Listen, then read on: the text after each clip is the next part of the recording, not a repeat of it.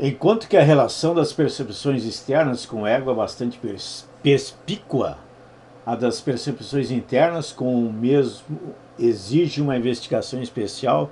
Ela mais uma vez dá origem à dúvida quanto a saber se estamos realmente com razão em referir a totalidade da consciência ao único sistema superficial PCPT-CS.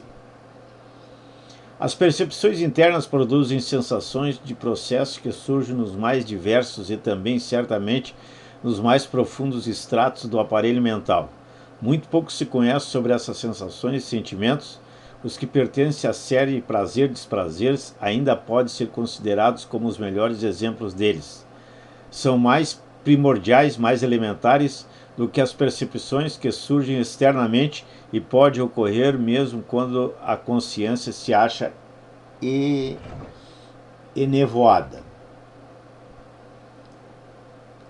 Expressei em outro lugar meus pontos de vista sobre sua importância econômica maior e as razões metapsicológicas para isso. Essas sensações são multilocalizadas como as percepções externas. Podem vir simultaneamente de diferentes lugares e terem assim qualidades diferentes ou mesmo opostas. As sensações de natureza prazerosa não têm nada de inerentemente impelente nelas, enquanto que as desprazerosas o têm no mais alto grau. As últimas impelem no sentido da mudança, da descarga, e é por isso que interpretamos o desprazer como implicando uma elevação e o prazer uma redução da catexia energética. Chamemos o que se torna consciente como prazer e desprazer em um algo qualitativo e algo quantitativo e qualitativo no curso dos eventos mentais. A questão então é saber se este algo pode tornar-se consciente no lugar onde está ou se deve ser primeiro transmitido ao sistema PCPT. A experiência clínica decide em favor do último.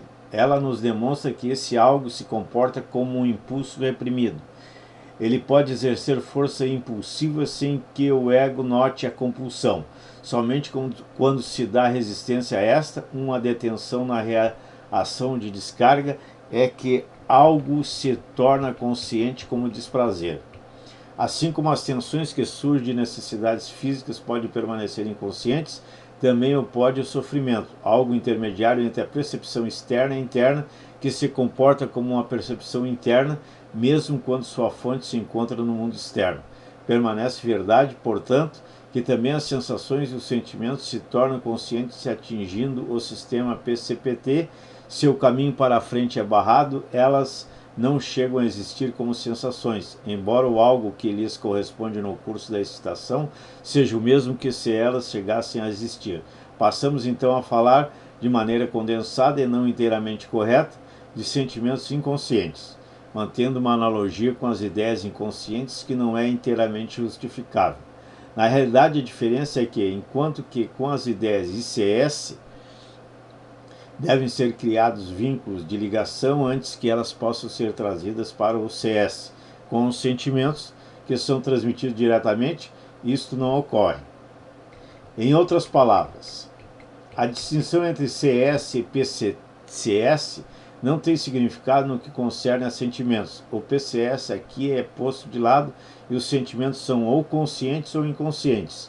Mesmo quando estão ligados a representações verbais, tornam-se conscientes, não devido a essas circunstâncias, mas sim diretamente.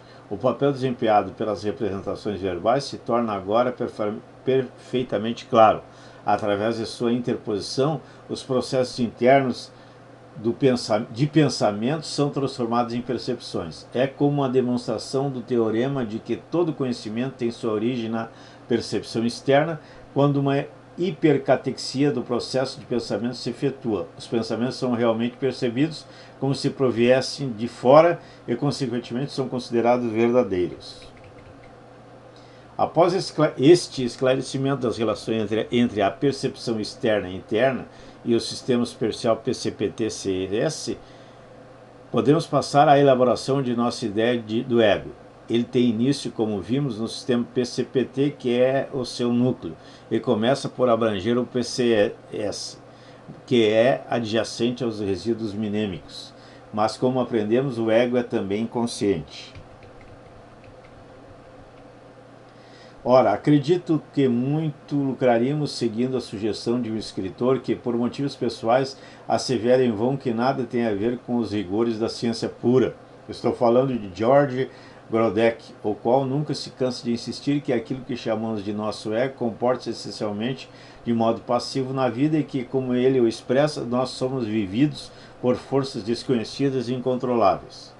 Todos nós tivemos impressões da mesma espécie, ainda que não nos tenham dominado até a exclusão de todas as outras, e precisamos não sentir hesitação em encontrar um lugar para a descoberta de Grodeck na estrutura da ciência. Proponho levá-la em consideração chamando a entidade que tem início no sistema PCPT e começa por ser PCS de ego e seguindo Grodeck no chamar a outra parte da mente pela qual essa entidade se estende e que se comporta como se fosse ICS de id. Logo veremos se podemos tirar alguma vantagem desse ponto de vista para fins quer de descrição, quer de compreensão. Examinaremos agora o indivíduo como um id psíquico, desconhecido e inconsciente, sobre cuja superfície repousa o ego, desenvolvido a partir de seu núcleo, o sistema PCPT. Se fizermos um esforço para representar isso pictoricamente, podemos acrescentar que o ego não envolve completamente o id, mas apenas até o ponto em que o sistema PCPT forma a sua do ego superfície, mais ou menos como o disco germinal repousa sobre o ovo. O ego não se acha nitidamente separado do id, sua parte inferior funde-se com ele, mas o reprimido também se funde com o id, e é simplesmente uma parte dele. Ele só se destaca nitidamente do ego pelas resistências da repressão e pode comunicar-se com o ego através do id. Compreendemos em seguida que quase todas as linhas de demarcação que traçamos por instigação da patologia relacionam-se apenas aos estratos superficiais do aparelho mental, os únicos que nos são conhecidos. O estado de coisas que estivemos descrevendo pode ser representado diagramaticamente, figura 1, embora se deva notar que a forma escolhida não tem pretensões a qualquer aplicabilidade especial, mas simplesmente se destina a servir para fins de exposição. Poderíamos acrescentar, talvez, que o ego usa um receptor acústico, de um lado apenas, como aprendemos da anatomia cerebral. Poderia dizer que o usa de viés. É fácil ver que o ego é aquela parte do id que foi modificada pela influência direta do mundo externo por intermédio do PCPT-CS. Em certo sentido, é uma extensão da diferenciação de superfície. Além disso, o ego procura aplicar a influência do mundo externo ao id e às tendências deste, e esforça-se por substituir o princípio de prazer, que reina irrestritamente no id, pelo princípio de realidade. Para o ego, a percepção desempenha um papel que no id cabe ao instinto. O ego representa o que pode ser chamado de razão e senso comum, em contraste com o id que contém as paixões. Tudo isso se coaduna às distinções populares com que estamos familiarizados. Ao mesmo tempo, contudo, só deve ser encarado como confirmado na média ou idealmente. A importância funcional do ego se manifesta no fato de que, normalmente, o controle sobre as abordagens, a motilidade compete a ele. Assim, em sua relação com o id, ele é como um cavaleiro que tem de manter controlada a força superior do cavalo, com a diferença de que o cavaleiro tenta fazer com sua própria força, enquanto o ego utiliza forças tomadas de empréstimo. A analogia pode ser levada um pouco além. Com frequência, um cavaleiro, se não deseja ver-se separado do cavalo, é obrigado a conduzi-lo onde este quer ir. Da mesma maneira, o ego tem o hábito de transformar em ação a vontade do id, como se fosse sua própria.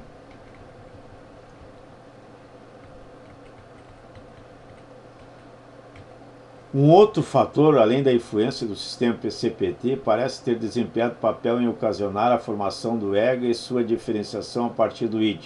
O próprio corpo de uma pessoa e, acima de tudo, a sua superfície constitui um lugar de onde pode originar sensações tanto externas como internas. Ele é visto como qualquer outro objeto, mas Ao tato produz duas espécies de sensações, uma das quais pode ser equivalente a uma percepção interna. A psicofisiologia examinou plenamente a maneira pela qual o próprio corpo de uma pessoa chega à sua posição especial entre outros objetos no mundo da percepção. Também a dor parece desempenhar um papel no processo, e a maneira pela qual obtemos novo conhecimento de nossos órgãos durante as doenças dolorosas constitui talvez um modelo da maneira pela qual, em geral, chegamos à ideia de nosso corpo. O ego é, primeiro e acima de tudo, um ego corporal. Não é simplesmente uma entidade de superfície, mas é ele próprio a projeção de uma superfície. Se quisermos encontrar uma analogia anatômica para ele, poderemos identificá-lo melhor como um homúnculo cortical dos anatomistas, que fica de cabeça para baixo no córtex, estira os calcanhares, tem o rosto virado para trás e, como sabemos, possui sua área da fala no lado esquerdo. Ingressamos repetidamente na relação do ego com a consciência, mas existem alguns fatos importantes com relação a isso que ainda não foram descritos aqui. Acostumamos, como estamos, a levar conosco nossa escala social ou ética de valores para onde quer que vamos. Não ficamos surpresos em ouvir que a cena das atividades das paixões inferiores se acha no inconsciente. Esperamos, ademais, que quanto mais alto alguma função mental se coloque em nossa escala de valores, mais facilmente encontrará acesso à consciência que lhe é assegurada. Aqui, contudo, a experiência psicanalítica nos desaponta. Por um lado, temos provas de que mesmo operações intelectuais sutis e difíceis, que ordinariamente exigem reflexão vigorosa, podem igualmente ser executadas pré-conscientemente e sem chegarem à consciência. Os exemplos disso são inteiramente incontestáveis. Podem ocorrer, por exemplo, durante o estado de sono, como se demonstra quando alguém descobre imediatamente após despertar que sabe a solução de um difícil problema matemático ou de outro tipo com que esteve lutando em vão no dia anterior. Há outro fenômeno, contudo, que é mais estranho. Em nossas análises, descobrimos que existem pessoas nas quais as faculdades de autocrítica e consciência, atividades mentais, isto é, que se classificam como extremamente elevadas, são inconscientes e inconscientemente produzem efeitos da maior importância. O exemplo da resistência, que permanece inconsciente durante a análise, não é, portanto, de maneira alguma único. Mas esta nova descoberta que nos compele, apesar de nosso melhor juízo crítico, a falar de um sentimento inconsciente culpa, desnorteia-nos mais que a outra e nos propõe novos problemas, especialmente quando gradativamente chegamos a perceber que num grande número de neuroses um sentimento inconsciente de culpa desse tipo desempenha um papel econômico decisivo e coloca os obstáculos mais poderosos no caminho do restabelecimento. Se retornarmos mais uma vez à nossa escala de valores, teremos de dizer que não apenas o que é mais baixo, mas também o que é mais elevado no ego pode ser inconsciente. É como se fôssemos assim suprimidos com uma prova do que acabamos de asseverar quanto ao ego consciente, que ele é, primeiro e acima de tudo, um ego corporal. 3. O ego e o superego, ideal do ego. Se o ego fosse simplesmente a parte do id modificada pela influência do sistema perceptivo, o representante na mente do mundo externo real, teríamos um simples estado de coisas com que tratar. Mas há uma outra complicação. As considerações que nos levaram a presumir a existência de uma gradação no ego, uma diferenciação dentro dele, que pode ser chamada de ideal do ego ou superego, foram enunciadas em outro lugar. Elas ainda são válidas. O fato de que essa parte do ego está menos firmemente vinculada à consciência é a novidade que exige explicação. Nesse ponto, temos de ampliar um pouco o nosso campo de ação. Alcançamos sucesso em explicar o penoso distúrbio da melancolia, supondo, naqueles que deles sofrem, que um objeto que fora perdido foi instalado novamente dentro do ego, isto é, que uma catexia do objeto foi substituída por uma identificação. Nessa ocasião, contudo, não apreciamos a significação plena desse processo e não sabíamos quão comum e típico é ele. Desde então, viemos a saber que esse tipo de substituição tem grande parte na determinação da forma tomada pelo ego e efetua uma contribuição essencial no sentido da construção do que é chamado de seu caráter. A princípio, a fase oral primitiva do indivíduo, a catexia do objeto e a identificação são, sem dúvida, indistinguíveis uma da outra. Só podemos supor que, posteriormente, as catexias do objeto procedem do id, o qual sente as tendências eróticas como necessidades. O ego, que inicialmente ainda é fraco, dá-se conta das catexias do objeto e sujeita-se a elas ou tenta desviá-las pelo processo de repressão. Quando acontece uma pessoa ter de abandonar um objeto sexual muito a miúde, se segue uma alteração de seu ego que só pode ser descrita como instalação do objeto dentro do ego. Tal como ocorre na melancolia, a natureza exata dessa substituição ainda nos é desconhecida. Pode ser que, através dessa introjeção, que constitui uma espécie de regressão ao mecanismo da fase oral, o ego torne mais fácil ao objeto ser abandonado ou torne possível esse processo. Pode ser que essa identificação seja a única condição em que o id pode abandonar os seus objetos. De qualquer maneira, o processo, especialmente nas fases primitivas de desenvolvimento, é muito frequente e torna possível supor que o caráter do ego é um precipitado de catexias objetais abandonadas e que ele contém a história dessas escolhas de objeto. Naturalmente, deve-se admitir desde o início que existem diversos graus de capacidade de resistência, os quais decidem até que ponto o caráter de uma pessoa desvia ou aceita as influências da história de suas escolhas objetais eróticas. Em mulheres que tiveram muitas experiências amorosas, não parece haver dificuldade em encontrar vestígios de suas catexias do objeto nos traços de seu caráter.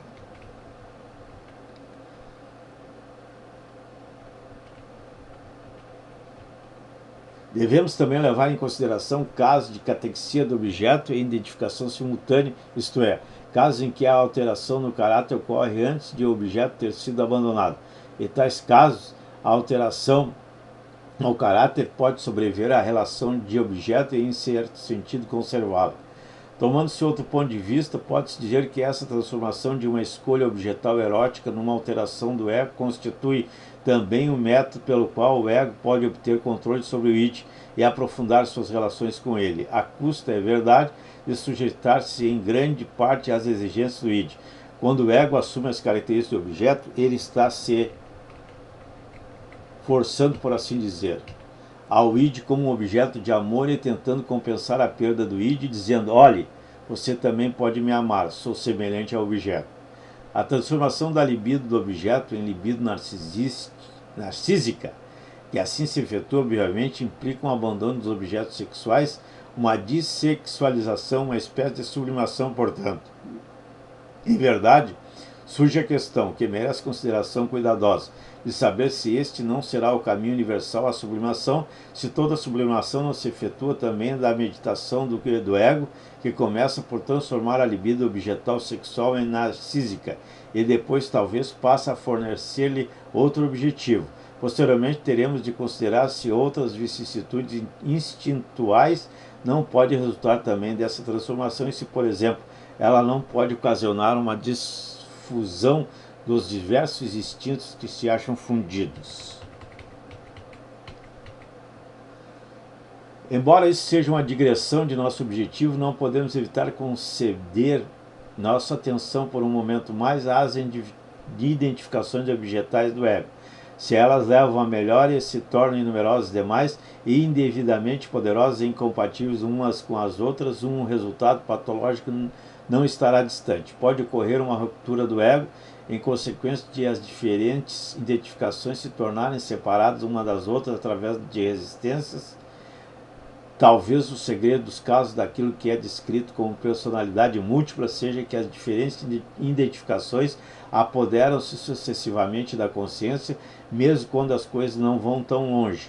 Permanece a questão dos conflitos entre as diversas identificações em que o ego se separa, conflitos que, afinal de contas, não podem ser descritos como inteiramente patológicos. Entretanto, seja o que for que a capacidade posterior do caráter para resistir às influências das catexias objetais abandonadas possa tornar-se, os efeitos das primeiras identificações efetuadas na mais primitiva infância serão gerais e duradouros. Isso nos conduz de volta à origem do ideal do ego, por por trás dele jaz oculta a primeira e mais importante identificação de um indivíduo, a sua identificação com o pai em sua própria pré-história pessoal. Isso aparentemente não é, em primeira instância, a consequência ou resultado de uma catexia do objeto. Trata-se de uma identificação direta e imediata e se efetua mais primitivamente do que qualquer catexia do objeto. Mas as escolhas objetais pertencentes ao primeiro período sexual e relacionadas ao pai e à mãe parecem normalmente encontrar seu desfecho numa identificação desse tipo, que assim reforçaria a primária. Todo esse assunto é, contudo, tão complicado que será necessário abordá-lo pormenorizadamente. A dificuldade do problema se deve a dois fatores: o caráter triangular da situação edipiana e a bissexualidade constitucional de cada indivíduo.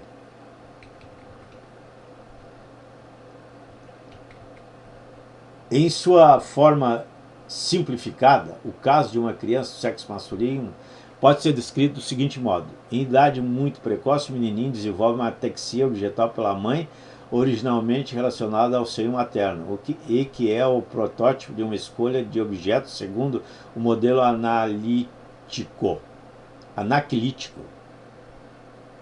O menino trata o pai identificando-se com este. Durante certo tempo, esses dois relacionamentos avançam lado a lado até que os desejos sexuais do menino em relação à mãe se tornam mais intensos e o pai é percebido como um obstáculo a eles. Disso se origina o complexo de Édipo. Sua identificação com o pai assume então uma coloração hostil e transforma-se num desejo de livrar-se dele, a fim de ocupar o seu lugar junto à mãe. Daí por diante, a sua relação com o pai é ambivalente. Parece como se a ambivalência inerente à identificação desde o início se houvesse tornado manifesta. Uma atitude ambivalente para com o pai, uma relação objetal de tipo unicamente afetuoso com a mãe, constitui o conteúdo do complexo de Édipo positivo simples num menino.